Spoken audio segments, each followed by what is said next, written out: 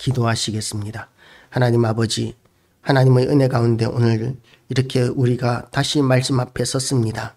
하나님의 말씀은 살았고 운동력이 있어 좌우의 날선 어떤 검보다도 예리하여 마음과 심령과 골수를 찔러 쪼개기까지 하며 마음의 생각을 감찰하기까지 한다고 하셨사오니, 하나님 아버지, 지금 이 시간 선포되어지는 말씀이 우리에게 선포될 뿐만 아니라 또한 나에게 직접적으로 적용되는 말씀이 되게 하여 주시옵시고, 또한 하나님 아버지, 우리가 본받을 바를 본받고 또한 우리가 경계할 것을 경계하며, 그리고 또한 이 하나님의 말씀으로 말미암아 싸워야 하는 모든 싸움에서 우리의 가장 강력한 무기가 되는 시간 되게 하여 주시기를 원합니다.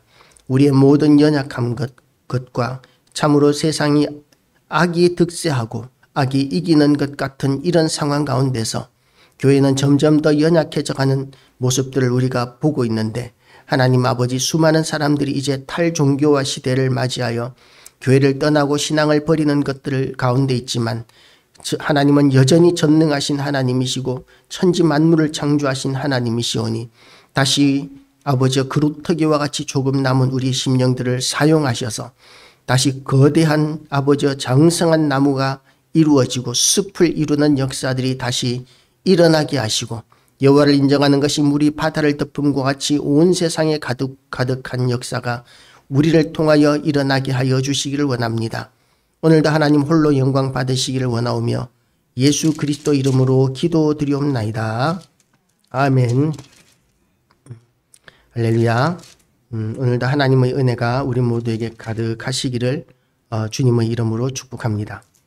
이스라엘 백성들이 이제 다윗을 왕으로 세우고, 우리가 지난주까지만 해도 이제 그 사무엘상이었는데, 지금 이제 이 시간은 약 25년 골리앗과의 전쟁에서 다윗이 골리앗을 죽이고, 블레셋과의 전쟁에서 다윗이 골리앗을 죽인 그 사건 이후로 광야 생활 7년 쫓겨다니는 기간이 지나고, 그리고 다윗이 왕이 되어서 이제 통치하고 있는 시기, 그러니까 골리앗과의 싸움 이후 25년 정도가 지난 이 시점에서 이제 하나님의 괴에 대한 생각을 하게 됩니다.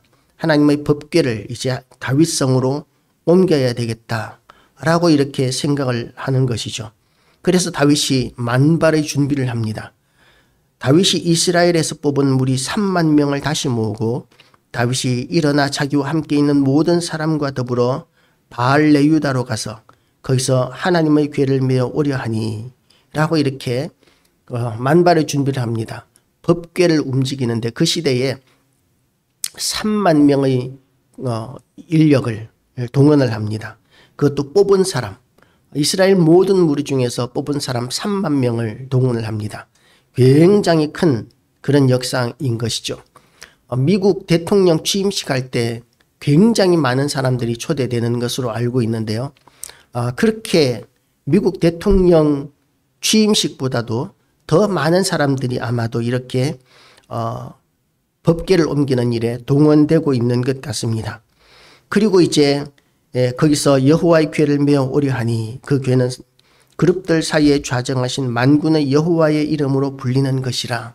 그 법궤에 하나님께서 이름을 두셨습니다. 법궤를 하나님께서 사람의 손으로 만들게 하셨는데, 그런데 그 법궤를 만들 때에 모세는 하나님께서 명령하신 그대로 만들었습니다.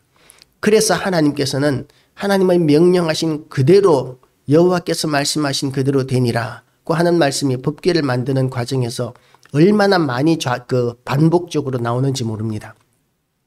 법궤를 만들 때 이렇게 여호와의 말씀하신 대로 이루니라는 그 말씀이 수도 없이 반복되는 그 이유가 뭐냐면, 하나님께서는 말씀하신 대로 이루시는 하나님이시고, 또한 성도들에게는 말씀하신 대로 순종하는 것이 절대적으로 중요하고, 그렇게 말씀하신 대로 순종하는 성도들 가운데 하나님께서 임재하시고 좌정하신다는 것을 보여주는 것이 법궤로 나타난 것이죠. 그래서 법궤 그 자체가 어떤 특별한 성물이라고 하지만 특별한 것이 아니라, 하나님께서 그 법궤 가운데 이름을 두시고 임재하시기 때문에 그 법궤가 특별해진 것입니다.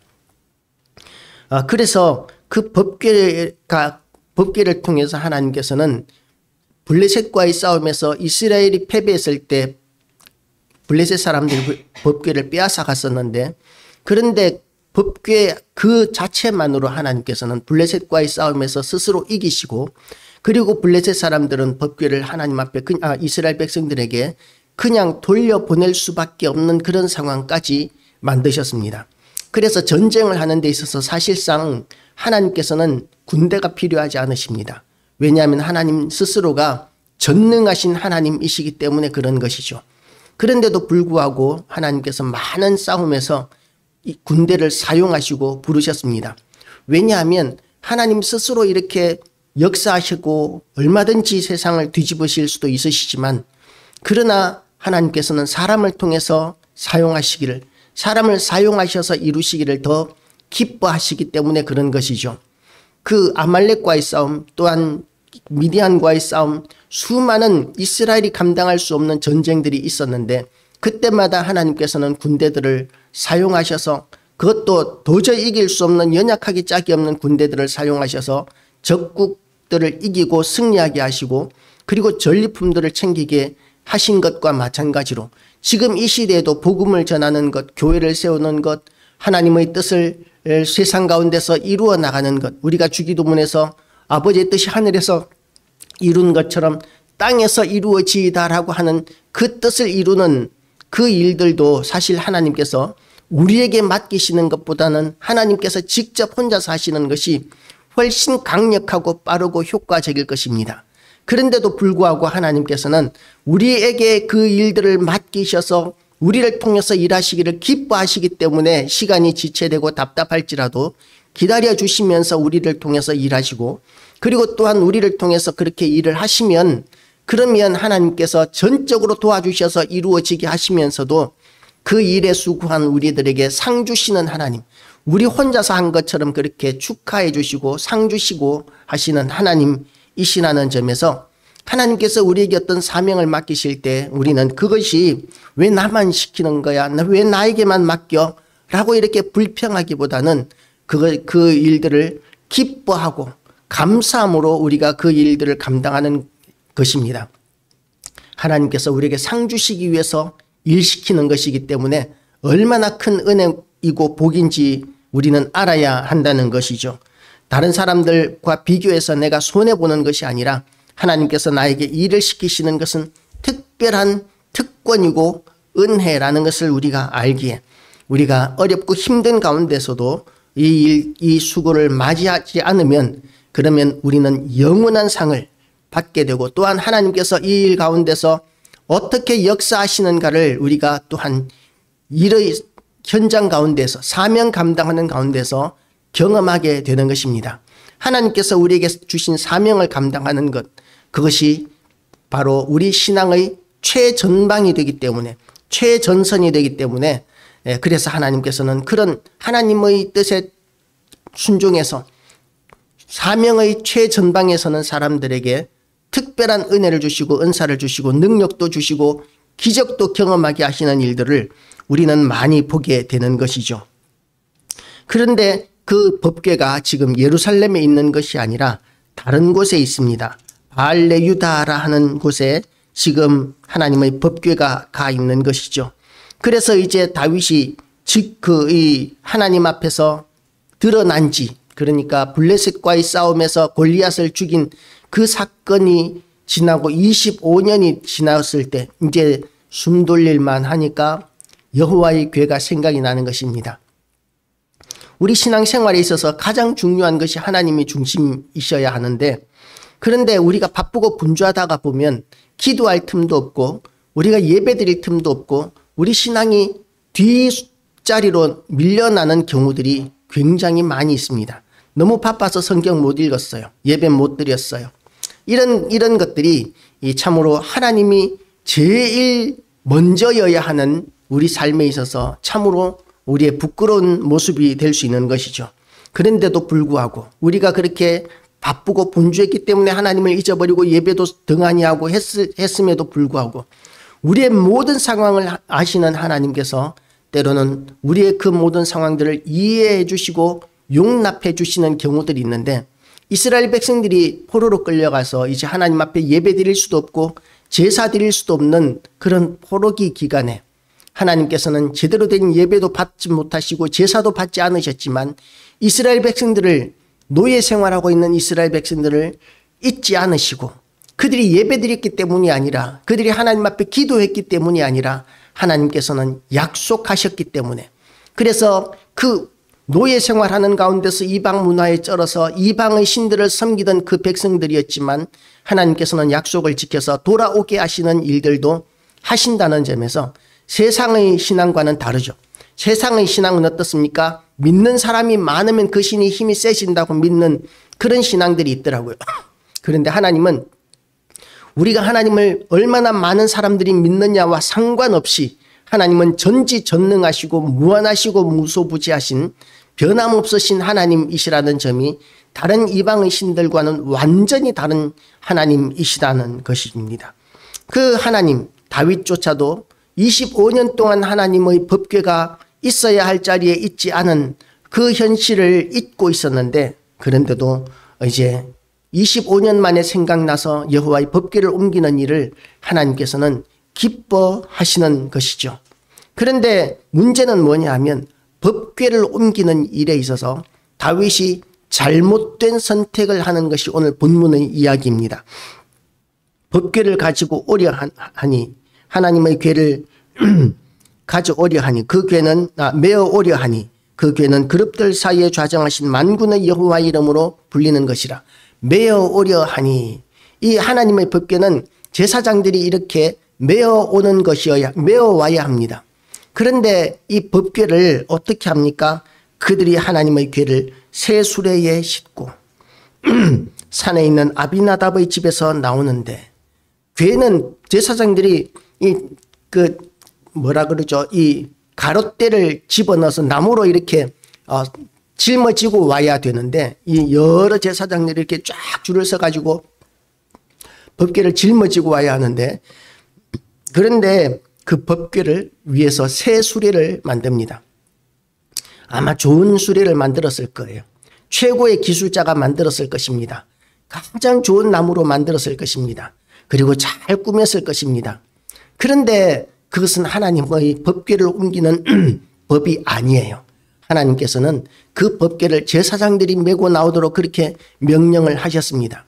그런데 그 법궤를 멋진 수레를 만들었어요. 왜 그렇게 했을까를 목사님들하고 생각할 때 세 가지 정도로 생각할 수 있었습니다. 하나는 뭐냐 하면, 하나님께서 법궤를 옮기는 법에 대해서 말씀하신 것을 그 시대에 아는 사람이 그렇게 많지 않았을 것 같다.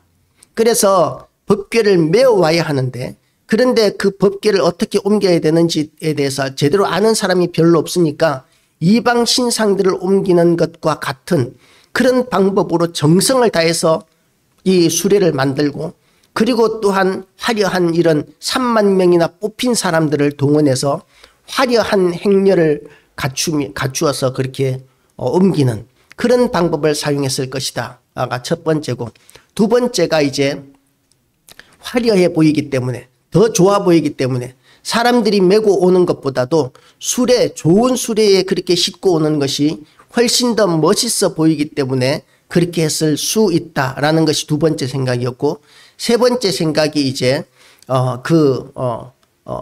편리하기 때문에, 사람들이 메고 오는 것보다 수레에 싣고 짐승이 끌고 오면 그것이 훨씬 더 편리하기 때문에 그런 편리한 방법을 사용했을 것이다. 그러니까 논리적이고 합리적으로 생각할 때는 수레에 싣고 오는 것이 훨씬 논리적이고 합리적이고 편리하고, 그리고 또한 모양도 나고, 그렇게 했기 때문에 아마도 이 법궤를 수레에 싣고 오는 선택을 하지 않았을까. 그건 이제 목사님들이 상상의 날개를 펴서 이렇게 생각한 건데 공감이 좀 가지 않습니까? 현명하고 논리적이고 합리적인 그런 선택으로 법궤를 이렇게 수레에 실었을 수 있을 것이다 라고 생각하는데, 그런데 하나님께서는 그 방법을 기뻐하지 않으시는 거예요. 하나님께서는 화려하고 멋있고 폼나는 것, 이런 것보다도 하나님의 말씀에 순종하는 것을 하나님께서는 더 중요시 여긴다는 점에서 사람이 생각하기엔 논리적이고 합리적이고 더 폼이 나고 멋있고 편리한 것, 이런 것은 하나님의 말씀을 어길 때는 아무런 의미가 없어져 버립니다. 물론 하나님의 말씀에 합당할 때는 우리가 더 편리한 것 선택하는 것 아주 좋은 선택입니다. 우리가 이 물질주의, 물질 만능주의 시대를 조심해야 하고, 그리고 물질의 노예가 되는 이런 시대들을 살고 있지만, 그럼에도 불구하고 하나님의 말씀에 우리가 어긋나지만 않는다면 우리가 돈 많이 버는 것도 아주 좋은 일입니다. 그게 칼빈주의예요. 돈을 벌 수 있으면 많이 벌어라. 그리고 모을 수 있으면 많이 모아라. 그러나 그 돈을 내 것이라고 생각하지 말고 하나님의 영광을 위해서 필요할 때 언제든지 잘 사용하여야 한다는 것이 칼빈주의적인 물질관인데요.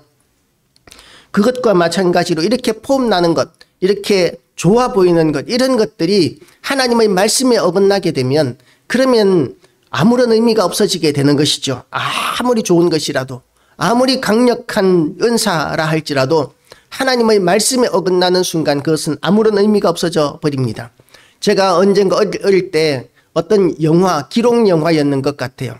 어릴 때였으니까, 아주 오래됐으니까 뭐 특수 효과라든지 이런 것도 없었는데 무당이 나오는데, 아프리카의 어떤 원주민들의 무당이 나오는데, 그런데 그 무당을 이제 카메라로 찍는데 무당이 신내림 받는 장면을 이렇게 찍는데, 그건 이제 기록 영화였어요. 뭐 어떤 액션물이나 뭐 고스트물이나 이런 것들이 아니라 기록 영화였는데, 그런데 그 무당이 카메라 앞에서, 사람들이 보는 앞에서 서 있는 상태로 나무 밑에서 붕 떠오르는 거예요. 몸을 부들부들 떨면서, 귀신이 임재하니까. 귀신에게도 그런 능력이 있는 거예요. 만약에 능력만 가지고 이렇게 우리의 신앙을 결정해야 한다면 아마 그 무당을 믿어야 할 사람들이 많을 것입니다. 모세가 여호와의 지팡이를, 하나님의 지팡이를 바로 앞에서 던졌을 때에 뱀이 되었습니다. 그런데 그 뱀이 되는 그 지팡이의 그 역사를 바로의 술사들도 흉내를 냈다는 거잖아요. 바로의 술사들도 지팡이를 던져서 뱀을 만들었었습니다. 그러면 하나님과 그 바로의 술사들이 동격이 되느냐 하면 그렇지 않다는 것이죠. 우리는 하나님의 말씀을 중심으로 하지 않으면 나타나는 그 역사들에 의해서 속아 넘어갈 수 있는 그런 기회들이 너무나 많습니다. 위험들이 너무나 많습니다. 그래서 말씀이 중심이 되어야 합니다. 하나님의 말씀을 순종하지 않으면 우리에게 나타나는 모든 역사들, 물론 이 세상의 어떤 역사도 하나님의 그 역사와 비교할 수 있는 것은 하나도 없지만 모든 역사들이 우리를 하나님으로부터 떠나게 만드는 그런 역할들을 할 수 있다는 것이죠.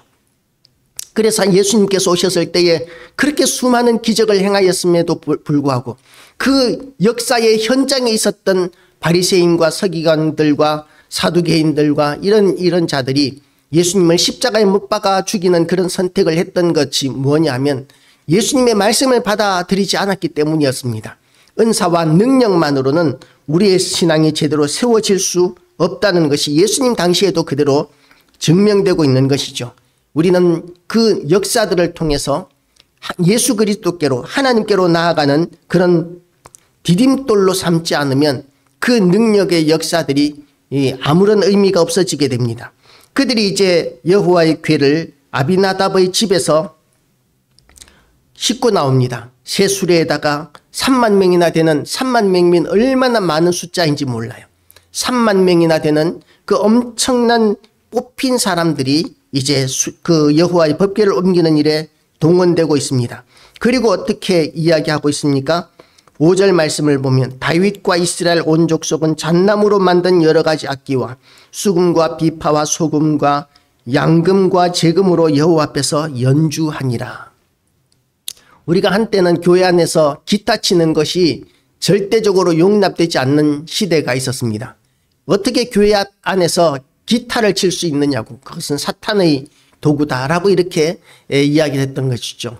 드럼 치는 것은 상상도 할 수 없었습니다.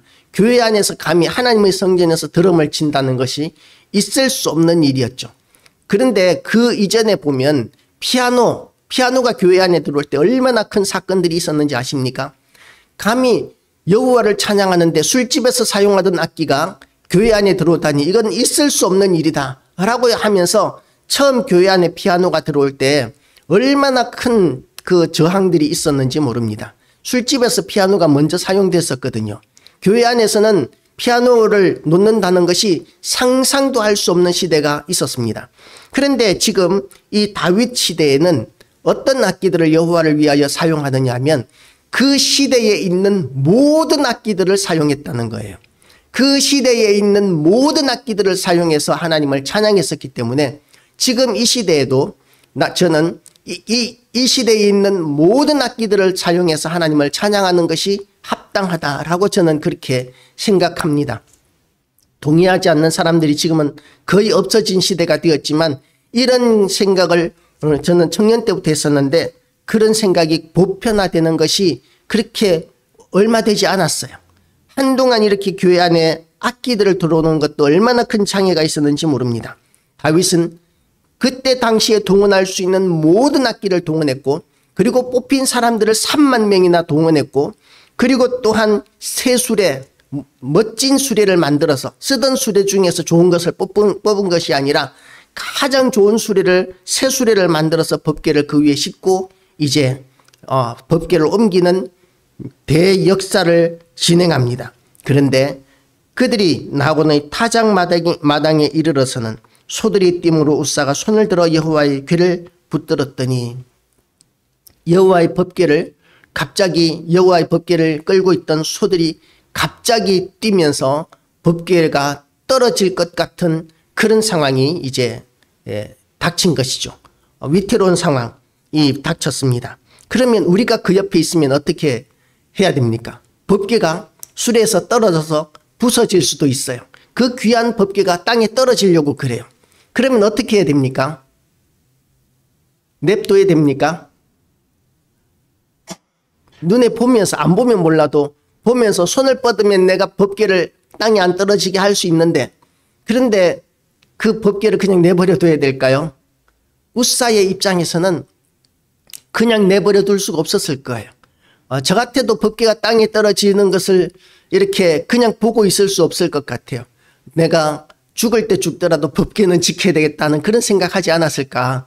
특히 이스라엘 사람들, 그 법궤는 여호와의 임재의 상징인데 그런데 그 법궤가 땅에 떨어지는 것을 어떻게 보고만 있을 수 있었겠어요. 그러니까 웃사는 이 법궤를 붙들었습니다. 본능적으로 반사적으로 붙들었을 것 같아요. 우리가 법궤가 아니더라도 뭔가 땅에 떨어지려고 하면은 안 떨어지게 하기 위해서 본능적으로 이렇게 반사적으로 움직이지 않습니까? 법궤를 그렇게 붙들었는데 그런데 그 결과가 어떻게 되느냐 하면 웃사가 죽어버렸어요. 여호와 하나님이 웃사가 잘못함으로 말미암아 진노하사 그를 그곳에서 치시니 그가 거기 하나님의 궤 곁에서 죽으니라. 우리가 참 웃사의 입장을 생각하면 억울하기 짝이 없는 사건일 것 같아요. 법궤가 떨어지려고 하는데 그거 떨어지지 않게 붙든 게 뭐 그리 큰 잘못이라고 하나님께서 웃사를 치셔서 죽게 하셨는지 그 생각을 하면 웃사는 억울하기 짝이 없을 것 같습니다. 블레셋 사람들이 법궤를 빼앗아 갔을 때에 그때에 이제 법궤를 어떻게 싣고 갔겠어요? 법궤를 그들이 수레에 싣고 갔습니다. 수레에 싣고 갔는데 수레에 어떻게 옮겼을까요? 힘센 장사들이 이제 손을 대고 수레에 올렸을 거예요. 그런데 그 블레셋 사람들이 법궤를 그렇게 실을 때 죽었더라 이런 이야기가 없습니다. 단지 법궤의 뚜껑을 열었더니 그 많은 사람들이 죽었다 뭐 그런 이야기들은 있지만 그렇지만 법궤를 블레셋 이방인들이 손댔을 때는 죽었다는 기록이 없어요. 안 죽었기 때문에 기록이 없었겠죠. 그리고 이제 이 법궤를 신전에다 두었는데 그런데 그 신전에 두었다고 해서 하나님께서 그 블레셋 사람들을 다 죽이지는 않으셨어요. 물론 독종이 발하기도 하고 피부병, 전염병이 돌기도 했었지만 그렇지만 만지는 순간 그렇게 단번에 죽는 이런 일들은 그 이스라엘 백성들이 3만 명이나 동원되어서 멋진 수레에다가 싣고 그리고 이렇게 수많은 악기들을 동원해서 찬양하면서 옮기는 이 와중에 소가 뛰기 때문에 소가 뛰는 걸 어떻게 말리겠어요? 그런데 소가 뛰는 바람에 수레가 그 법궤가 떨어지려고 하니까 그것 막으려고 했는데 웃사가 죽어버립니다. 그것도 하나님이 치셔서 죽어버립니다. 이것을 통해서 하나님께서 말씀하시고자 하는 것이 무엇이었겠습니까? 웃사는 억울할 수 있었겠지만 그러나 하나님께서 분명히 이렇게 우리에게 확고하게 주시는 말씀은 뭐냐면 나를 섬기는 일에 있어서 너희 마음대로 섬기는 것은 안 된다는 것이죠. 우리 마음대로, 우리는 마음의 중심이 중요하니까 우리 마음대로, 우리 생각대로, 우리 좋은 대로 이렇게 하나님을 섬기는 것, 이것이 어쩌면은 합당하다고 생각할 수 있겠지만 하나님께서는 하나님의 말씀대로 섬기는 것을 원하십니다. 말씀을 제쳐놓고 내 마음대로 섬기는 것, 정성을 다해서 섬긴다 할지라도 하나님의 말씀을 제쳐놓으면 그것은 아무런 의미가 없어져 버립니다. 그래서 잠언에서도 미련한 자의 열심은 악하다라고 이렇게 이야기하고 있죠. 지식이 없는 자, 미련한 자의 열심은 그야말로 선한 열매를 맺는 것이 아니라 오히려 악하다고 하나님께서 말씀하고 계십니다. 웃사는 그렇게 죽어버렸습니다. 그래서 이 웃사가 죽은 그 땅을 베레스 웃사라고 이렇게 이야기하는데 베레스 웃사의 의미가 뭐냐면 베레스 웃사가 죄를 저질렀다. 하나님 앞에 죄를 저질렀다라는 의미도 되고 그리고 또한 하나님께서 치셨다. 천벌을 내렸다. 징계를 하셨다. 뭐 그런 의미도 됩니다. 그런데 그 웃사가 죽음으로 다윗이 분하여 그곳을 베레스 웃사라 부르니 그 이름이 오늘까지 이르니라. 다윗이 그곳을 베레스 웃사라고 불렀는데 다윗이 왜 분했을까요? 하나님 앞에 이 큰 사람들을 군중들을 모으고 그리고 정성을 다해서 법궤를 옮기는데 이런 사고가 난 거예요. 이제는 이 법궤를 옮기기가 두려워지게 되었습니다. 자기가 정성을 다한 것에 대한 분노도 분노라고 생각할 수도 있겠지만 그러나 이 일들이 그르치게 된 것에 대한 어떻게 준비했는데 얼마나 준비를 열심히 하고 정성을 다했는데 이 일이 허물어진 것에 대한 자기에게 대한 분노였다고 볼 수 있습니다. 자기 책임이거든요. 결국은 다윗이 잘못했고 제사장들이 잘못한 거예요. 제사장들이 제대로 가르쳐서 여호와의 법궤를 옮기는 방법을 제대로 가르쳤다면 그러면 이런 사단이 일어나지 않았을 것입니다. 그리고 이제 이런 일들 사람이 죽으면서까지 이 사건이 났는데 이 법궤를 예루살렘으로 그대로 옮기는 것도 이게 있을 수 없는 일이죠. 큰 두려움이 임하게 됩니다. 블레셋에서 하나님의 법궤가 어떤 역사를 이루었는지 아는 사람들은 법궤가 자칫하면 예루살렘에 큰 재앙이 될 수도 있겠다는 생각 충분히 하게 되는 것이죠. 그래서 이 법궤를 누구에게 갖다 놓느냐 하면 다윗이 이르되 여호와를 두려워하여 이르되 여호와의 궤가 어찌 내게로 오리요 하고 다윗이 여호와의 궤를 옮겨 다윗은 자기에게로 메어가기를 즐겨하지 아니하고 가드 사람 오벳 에돔의 집으로 메어 간지라. 가드 사람 오벳 에돔이면요 블레셋 사람이에요. 이스라엘 사람도 아니고 유대인도 아니고 블레셋 사람입니다. 가드 사람. 찾아보니까 이 블레셋 지역경에 사는 유대인도 아니고 이스라엘 사람도 아니고 블레셋 사람이라고 나와요. 그런데 이 블레셋 사람의 집에다가 이 법궤를 모셔다 놓습니다. 죽으려면 우리 이스라엘 사람이 죽는 것이 아니라 블레셋 사람이 죽는 것이 낫다. 망하더라도 우리 이스라엘 사람이 망하는 것이 아니라 블레셋 사람이 망하는 게 낫다. 뭐 그렇게 생각했는지 모르겠어요. 그런데 그래도 이제 이 블레셋 사람은 아마 이스라엘로 귀화한 이 블레셋 사람이었지 않았을까 하는 생각할 수 있습니다. 신앙을 여호와 하나님을 믿는 신앙을 받아들인 그 블레셋 사람이었던 것 같습니다. 그리고 그 오벳 에돔의 집에서 어떤 역사가 나타납니까? 이 웃사가 죽었던 것과 같은 그런 사건이 일어나는 것이 아니라 여호와의 궤가 가드 사람 오벳 에돔의 집에 석 달을 있었는데 여호와께서 오벳 에돔과 그의 온 집에 복을 주시니라. 석 달 동안 복을 주셨으면 석 달 동안 어떤 복을 주셨을까를 목사님들하고 생각을 해봤습니다. 목사님들하고 이렇게 생각하는데 그때 당시에는 로또 복권도 없었고 복권이 없었으니까 뭐 복권 당첨되는 일들도 없었을 것이고, 농사를 지으면 농사가 뭐 석 달 만에 이렇게 뭐 파종하고 뭐 자라나고 추수하고 뭐 그런 것도 아니었을 테니까, 어쩌면 추수기에 이렇게 석 달 동안 잘 되게 하셔서 다른 때보다 수확이 더 많았을 수는 있겠지만, 뭐 석 달 동안에 뭐 땅에서 나는 게 얼마나 많아봤자 얼마나 많겠습니까? 그래서 석 달 동안 도대체 어떤 복을 주셨을까를 이야기하는데, 생각을 해보는데, 우리가 해보니까 그런 복을 주셨던 것 같아요. 오벳 에돔의 집에서 오벳 가드 사람 오벳 에돔의 집에서 아픈 사람들이 막 낫는 역사가 나타났을 것 같다. 제가 울산에서 개척교회 할 때 그런 일들이 있었어요. 이제 성도들 가운데 아픈 사람들이 있으면 뭐 중병에 걸린 사람은 없었지만, 예를 들어서 뭐 몇십 년 동안 허리가 아파서 의자에 30분 이상 못 앉아 있는다든지, 또는 두통이 있다든지, 이런 여러 가지 뭐 잔병이라고 이야기할 수 있는 그런 분들, 제가 손만 대면 그냥 나아버리는 그런 일들이 있었던 것이죠. 오벳 에돔의 집에서도 치유의 역사가 나타나지 않았을까라는 그런 생각을 할 수 있습니다. 그리고 또한 뒤에 다른 성경을 보면 오벳 에돔의 집 자손들이 굉장히 번성을 했었어요.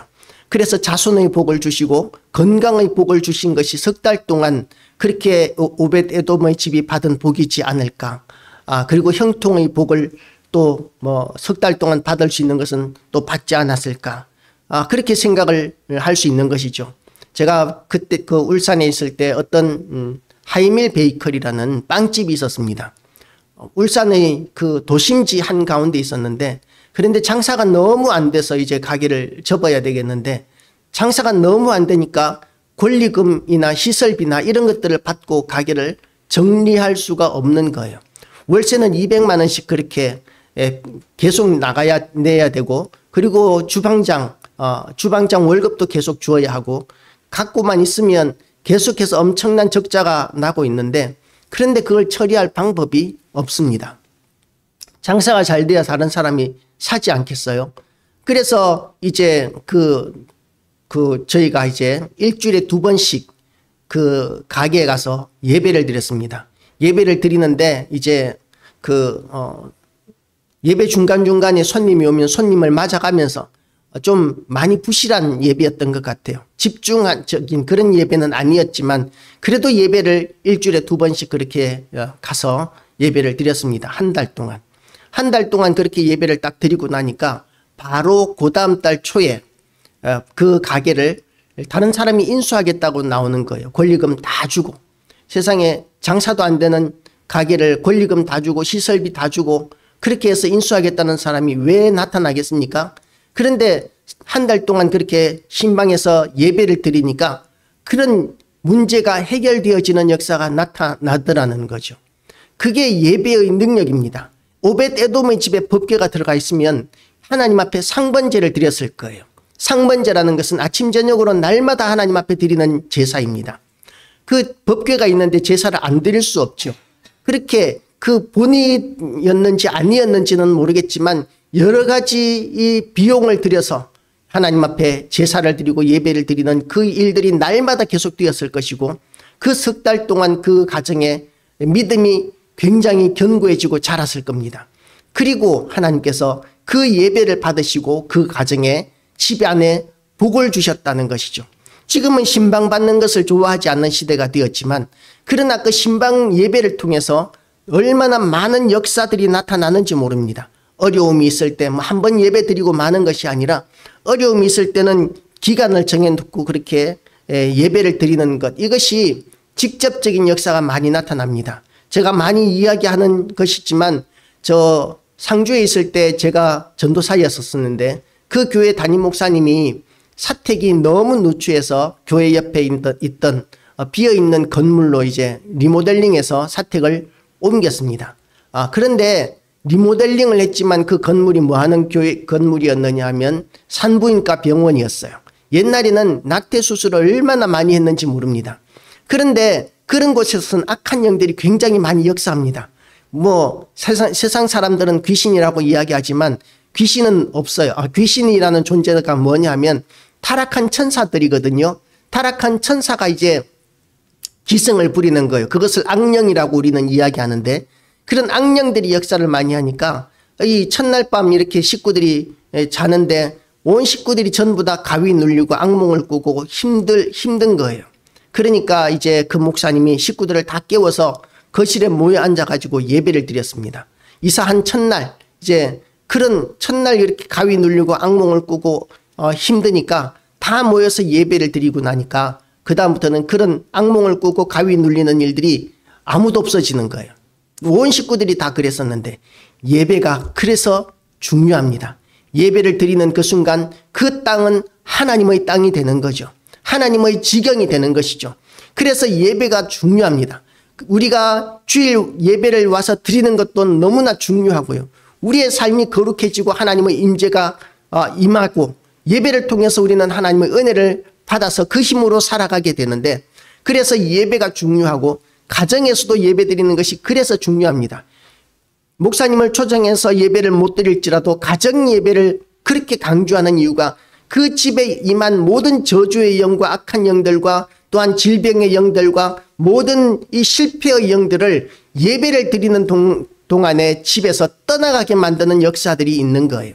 예배를 드리지 않는 집안들은 그 집에 이제 뭘 따지느냐 하면 수맥이 있느냐, 그 집에 흉가, 그 집이 흉가냐, 이런 여러 가지 것들을 따져서 안 좋은 집이니까 이사 가야 돼. 그러면서 이사 가는 방법으로 선택하지만, 예수 믿는 사람들은 그런 문제를 어떻게 해결하느냐 하면 예배 드리는 것으로 단번에 해결할 수 있다는 것이죠. 그게 하나님께서 우리에게 주신 은혜고 역사입니다.